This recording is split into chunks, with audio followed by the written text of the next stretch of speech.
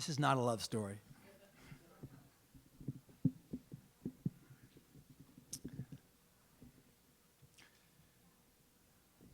Russia. It was the fall of 1993, and after living for 5 months in Moscow as a student at the Moscow State University, I wanted to immerse myself deeper into the whole Russian experience. So I got rid of my Western clothes. I started growing this Tolstoy-esque beard, and I moved to St. Petersburg, where I rented a small room and a small apartment from a big-hearted 68-year-old wonderful woman named Nelly Skverskaya. Nelly would make a home for me in St. Petersburg. She was wise and kind, and she fought me at great lengths when I told her I was going back to Moscow to witness and document history in the making. You see, a few weeks earlier, President Boris Yeltsin had dissolved his government, and it set in motion a coup d'etat on the streets of Moscow. It brought together nationalists and communists and fascists and reformists and neoliberals, as well as the paramilitary forces and riot police and mercenaries. The streets of Moscow had become a den for hardened fighters, and Russia was on the brink of a civil war. Now, I'm 25 years old and fearless, and I'm thinking, this is cool. This is a lot to take in, and I got to get myself to Moscow. So in the spirit of my mission of immersing myself deeper into the Russian experience, I set off to Moscow with this sort of Indiana Jones bravado, which put me right in the front lines of this struggle. And I would pose as a Reuters photographer and get myself right up close to this den. And it was an obscure and crazy place because there were people from all walks of life with all different types of perspectives on what this experience was happening. But it was mayhem. And the streets of Moscow had become, the tension had grown and become kind of crazy. I was coming out of the Moscow metro one evening, and I walked into a full-scale street riot. There were buses turned sideways in the streets. There were cars turned over, kiosks on the ground, on fire. There was debris all over the streets, and people were running everywhere. In front of me was Prospect Mira. And Prospect Mira translates, ironically, to Peace Avenue. And it was an 8-lane road, 4 lanes in either direction. And about 40 yards to my left was a whole line of riot police from one end of the street to the other, shoulder to shoulder with full riot gear, helmets, shields, weapons. They made this impenetrable wall. And then without notice, they suddenly made an assault. And they came running down the street at us. And I had no option but to run. So there I am, sprinting through the streets of Moscow with a group of protesters I have no affiliation with, most likely communists or neo-fascists, being chased by riot police who have one goal in mind, that's to clear the street at all costs and with all force. I ran as fast as I could, as long as I could. I don't even know how long I ran, but it was blocks, until I finally turned off a side street and I hid inside a doorway. Moments later, an armored personnel carrier came flying by, presumably to keep the peace. I'd gotten away, but I realized that the conflict had escalated, and I needed to get out of Moscow quickly and get back home to Nelly. My trip home would be a long one. The next day, I got to the train station early. The tension in the streets was high. The only train leaving Moscow was an overnight train to St. Petersburg. It was a 9.5-hour overnight trip. The only ticket available was a first-class ticket. And that put me into a private compartment. It was about 7 or 8 feet by 7 or 8 feet with 2 beds on either side and a small table in between. When we pulled out of the station, I was by myself, and I thought, this is fantastic. I want to have a good night's sleep.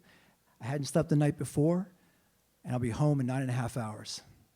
But about an hour into the trip, a gentleman came in, and he sat down across from me, and he immediately pulled from his bag some salami, some cheese, some bread, some fruit, some jam, and a large beer. And then he pulled from his bag a knife, and he started to cut the salami. And then he offered me to join him in a feast. Now, this is customary on a Russian train. And so I hesitantly, but graciously obliged, and we broke bread together. For him, that was an invitation to pull from his bag a fully unopened bottle of Russian vodka, also customary on Russian trains. Before I knew it, he had 2 shots poured, and these are Russian shots. These are like triple shots, right? They're about 6 ounces of vodka, right? Before I knew it, we're raising a toast to family and to home, and down it went, along with any chance of a good night's rest. My compartment mate, his name was Jambo, and Jambo made it vehemently clear that he was not Russian, but Georgian, and he wore this as a proud badge of honor.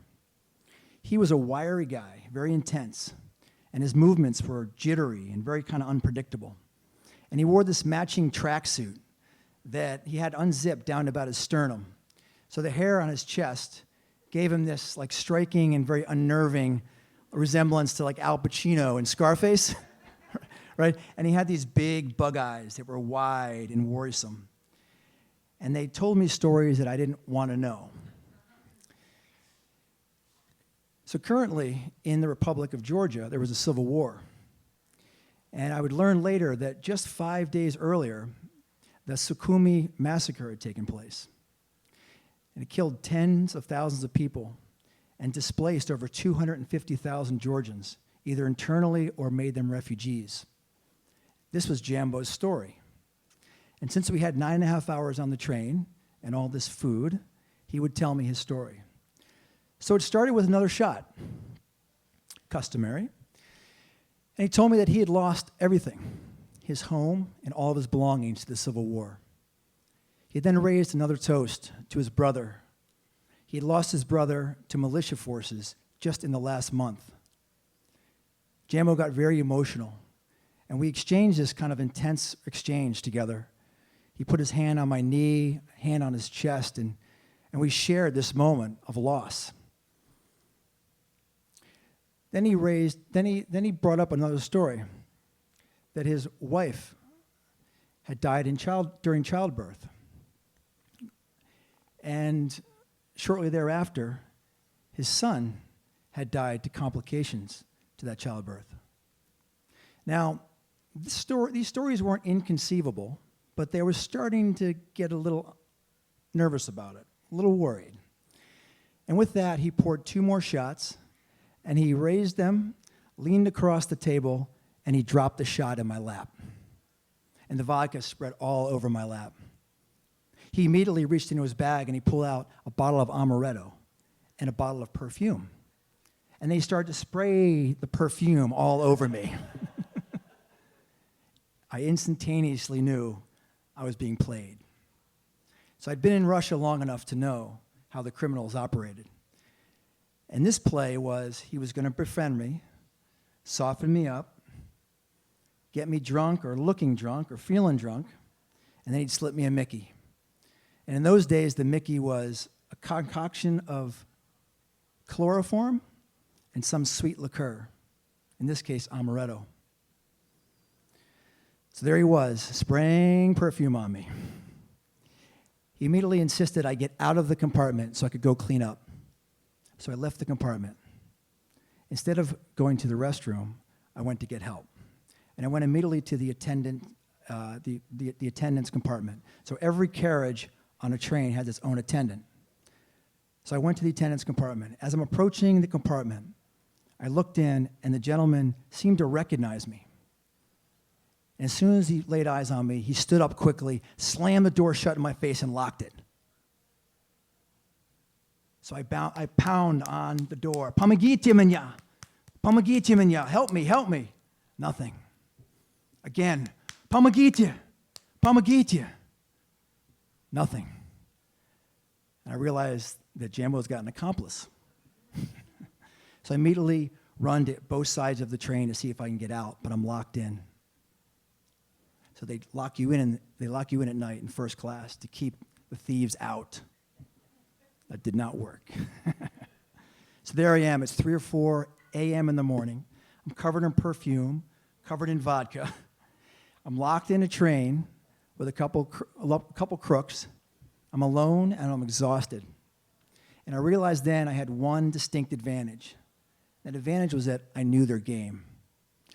So I returned to the compartment cautiously. And as I entered, sure enough, right in front of my seat was a perfectly poured shot of amaretto. As I entered, Jambo started to tee up the granddaddy of all toasts to his dead brother, to his dead wife, his dead son. Then he threw in his dead mama and his papa for good measure. This was the crescendo for him. He'd been working at this all night. This was the obligatory toast that we were going to do together and bond. Right. And he starts crying. Very convincing fella. There's no way I'm drinking the amaretto. So I tell Jambo I'm allergic to nuts. I'm not allergic to nuts, by the way. But I felt very smart about that at the time. Jambo stopped crying immediately. And he started getting agitated. And he started to jitter around as though he was going to jar loose his next move. But he had no next move because nut allergies weren't part of his plan. And in a moment of desperation, he reaches over by the salami and he grabs the knife. And he reaches the knife he throws the knife up into the air, and he seems to come at me. But just then, he turns the knife and he puts it on himself. And he thrusts the knife towards his own arm, as if to say, "Drink, or I will kill myself." And I'm thinking, this is a very interesting situation.